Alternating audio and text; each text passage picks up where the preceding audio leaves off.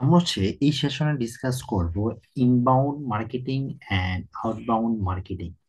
Inbound মার্কেটিংটা মানে হলো যে কাস্টমার নিজে আমাদের কাছে আসবে, আমাদের আমাদের কন্টেন্ট দেখে বা আমাদের পোস্ট দেখে বা আমাদের অ্যাড দেখে নিচে আসবে। আর আউটবাউন্ড মার্কেটিং মানে হলো যে আমি ক্লায়েন্টকে রিচ করব। সো আপনাদের যেটা কাজ হবে সেলস টিমে সেটা হলো যে যতগুলা আমরা ফোন নাম্বার কালেক্ট করতে পারবো আমাদের অ্যাডের থ্রুতে বা মেসেঞ্জার মাধ্যমে, বা যতগুলা কল আমাদের আসবে ওই কলগুলাতে মূলত কল করা, এটা হচ্ছে আপনাদের মেইন কাজ বা সেলস টিমের মেইন কাজ এটাতে ফোকাস করা। এখন আসেন, এইটা এতক্ষণ যেগুলো আমরা আলোচনা করছিলাম সবগুলা আসলে ফোন কল বেসিস ছিল। এন্ড অলরেডি আমরা এটা আলোচনা করে ফেলছি। এই যে যে কল আপ স্ট্র্যাটেজির মধ্যে আমরা এটা মূলত আলোচনা করে ফেলছি। আই থিংক আপনারা এই বিষয়ের উপর clear. Then upselling and cross selling. আমরা ক্রস সেলিং নিয়ে আলোচনা করছি, বাট আপসেলিং নিয়ে আলোচনা করা হয় নাই। আপসেলিং মানে কি? আপসেলিং মানে হলো যে মনে করেন যে একজন কাস্টমার সে আমাদের কাছে আহ, আহ, 20,000 টাকার একটা সোফা চয়েস করছে, কিন্তু আপনি তাকে বললেন যে স্যার আমাদের কাছে এর চেয়ে ভালো আরেকটা সোফা আছে, আপনার যে রিকোয়ারমেন্ট আমার কাছে মনে হচ্ছে যে আপনার আরো আরো আরো ভালো হলে আরো ভালো হয়, দ্যাটস ওয়াই আমি আপনাকে সাজেস্ট করতেছি এই সোফা থেকে আমাদের সেকেন্ড যে সোফাটা আছে ওটার ফিচার্স আরো ভালো, এটা সাইজ আরো ভালো, এটা দেখতে আরো সুন্দর, ওটার দাম এটা থেকে 10,000 টাকা বেশি, দ্যাট মিনস 30,000 টাকা। এখন দেখেন আপসেলিং কি হলো, ক্লায়েন্ট চয়েস করছে ফিটমেন্ট ক্রাফটের 20,000 টাকা একটা সোফা। আপনি কি করলেন? ওই ক্লায়েন্টকে বললেন, তার রিকোয়ারমেন্ট সবকিছু আপনি শুনলেন।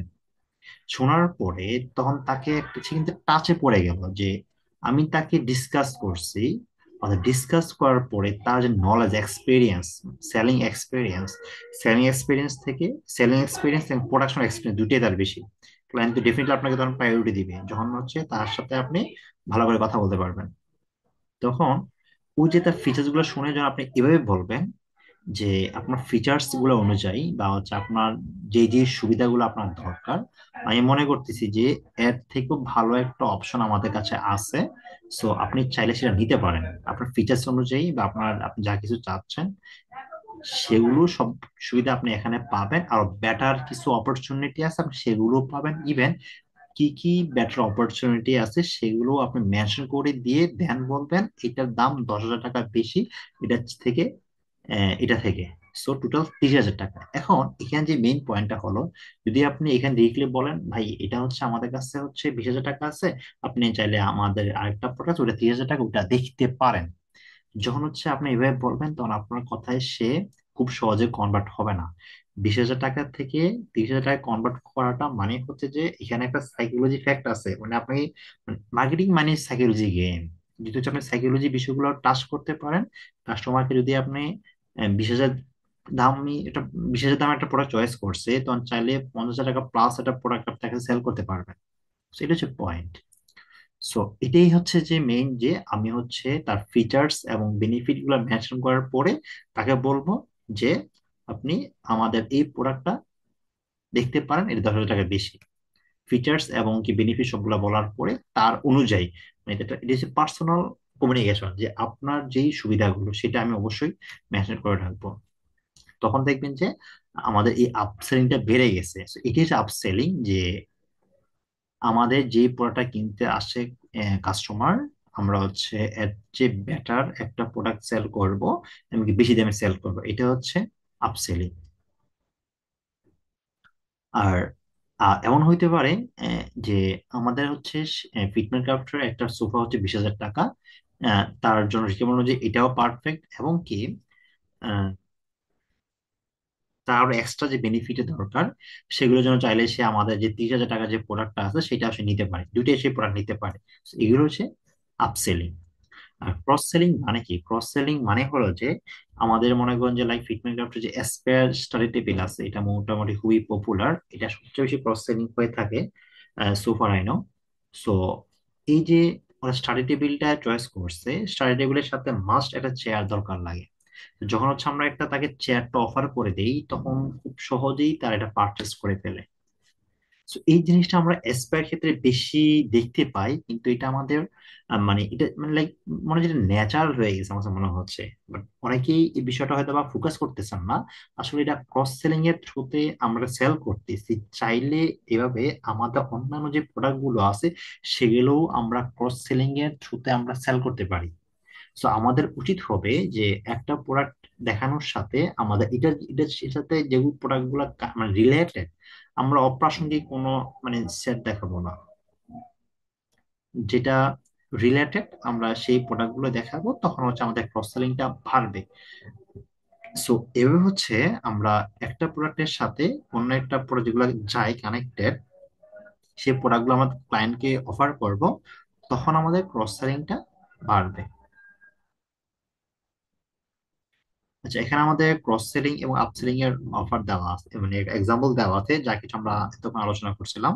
যে আপনি আমাদের এই প্রিমিয়াম সোফাটি নিতে পারেন, যে লাইক হচ্ছে সে একটা সোফা পছন্দ করলো, পছন্দ করার পর আপনি বললেন যে এটা হচ্ছে আমাদের বাজেট ফ্রেন্ডলি একটা সোফা, চাইলে হচ্ছে আপনি আমাদের এই প্রিমিয়াম সোফা নিতে পারেন। এভাবে যদি আমরা সরাসরি আমি যোগাযোগ করি, কাস্টমার কখনই সে তার ইন্টারেস্টেড শো করবে না। আমাকে কি বলতে হবে, এটা আমাদের বাজেট ফ্রেন্ডলি সোফা, আমাদের কাছে প্রিমিয়াম ডিজাইনের সোফাও আছে, প্রিমিয়াম সোফা গুলো নান্দনিক, টেকসই, আরামদায়ক এবং দীর্ঘদিন ব্যবহার করতে পারবেন। এখন দেখেন, আমরা যে এই কথাগুলো বলতেছি, এই কথাগুলো মানে কি? কথাগুলো মানে হলো যে প্রোডাক্টের ফিচার্স বা বেনিফিট কি কি সে পাবে এই প্রোডাক্টটা থেকে, সেটা আমি মেনশন করতেছি। যখন প্রোডাক্টের ফিচার্স বেনিফিট তার মত অনুযায়ী, মানে সে হচ্ছে একজন লং টাইম ধরে সে ব্যবহার করতে চাচ্ছে, অতএব আমি হচ্ছে এখানে বলে দিলাম যে এটা লং টাইম ব্যবহার করতে পারবেন। তার যেই পয়েন্ট গুলো আছে যদি আমরা সেগুলো এখানে অ্যাড করতে পারি, তাহলে হচ্ছে আমাদের এই প্রোডাক্টের মানে এই প্রোডাক্টটা বিক্রি করতে পারবো, সাথে হচ্ছে আমাদের যে অন্য একটা প্রোডাক্ট আছে বেশি দামে, সেটাও বিক্রি করতে পারবো। বা হচ্ছে ছোট প্রোডাক্টটা সে নিবে না, তখন সে আমরা হচ্ছে বেশি দামি যে প্রোডাক্টটা আছে সে সেটা নেবে তার উম তার বাজেট অনুযায়ী বা তার ফিচার্স অনুযায়ী। আর ক্রস সেলিং এর জন্য যেভাবে আমরা কথা বলতে পারি সেটা হলো যে যে এটা ছাড়াও আমাদের অনেক ফার্নিচার আছে, আপনি সেগুলো নিতে পারেন। যেমন সে মনে করেন যেটা ফার্নিচার আহ কিনছে, যদি হচ্ছে আপনি ক্রস সেলিং করার ট্রাই করেন যে এটা ছাড়াও হচ্ছে আমাদের অন্যান্য আরো ফার্নিচার আছে, চাইলে সেটা আপনি নিতে পারেন। এটা এভাবেই যোগাযোগ করা উচিত না। আমাদের বলতে হবে যেমন স্পেয়ার টেবিলের জন্য আমাদের অনেক কাস্টমার টিউলিপ চেয়ার নিয়ে থাকেন। যেমন আমরা একটা কাস্টমার একটা পার্সোনাল এক্সাম্পল আমরা শেয়ার করতেছি, যে like মনে করেন যে সে টেবিল নিতে চাচ্ছে। সো টেবিল নেওয়ার সময় আমরা বললাম যে স্পেয়ার টেবিল যারা কিনে, আমাদের অন্যান্য কাস্টমার ম্যাক্সিমাম সময় তার টিউলিপ চেয়ারটা পারচেস করে থাকে। সো আপনি যদি মনে করেন তাহলে হচ্ছে আপনি টিউলিপ চেয়ারটা নিতে পারেন। আম, এটা প্রয়োজন আছে স্টাডি টেবিলের সাথে। So, এইভাবে যদি আমরা কমিউনিকেট করি, তখন একটা পার্সোনাল এক্সাম্পল দিলাম, যখন হচ্ছে একজন কাস্টমার সবচেয়ে বেশি অ্যাটাক হয় যখন তার মতো অন্য একজন কাস্টমার সেম জিনিসটা নেয়। যদি হচ্ছে আপনি তাকে প্রুভ করে দিতে পারেন বা হচ্ছে তাকে বলেন, এই বিষয়টা হচ্ছে মাস্ট ইমপ্রেসড হবেই। সো সেম ভাবে সোফার সাথে টি টেবিল আমাদের অনেক কাস্টমার নিয়ে থাকেন, সেম প্রোডাক্টের আগের কাস্টমার বর্ণনা দিতে হবে। অর্থাৎ এই প্রোডাক্টটা হচ্ছে মিজি সাপোজ আমাদের তো অনেকগুলো প্রোডাক্ট সেল হয়, সো সেই প্রোডাক্ট গুলো হচ্ছে আপনি পার্সোনালি পার্সোনাল এক্সাম্পল দিয়ে আপনি ডিসকাস করবেন। তখন হচ্ছে ওই কাস্টমার তার তার মাথার মধ্যে অটোমেটিক্যালি একটা নেওয়ার মধ্যে তার একটা আগ্রহ তৈরি হয়ে যাবে। তো এই হচ্ছে আমাদের স্ট্র্যাটেজিক পার্ট। আমরা হচ্ছে পরবর্তী পার্টে আমরা কমিউনিকেশন পার্টটা নিয়ে আলোচনা করব।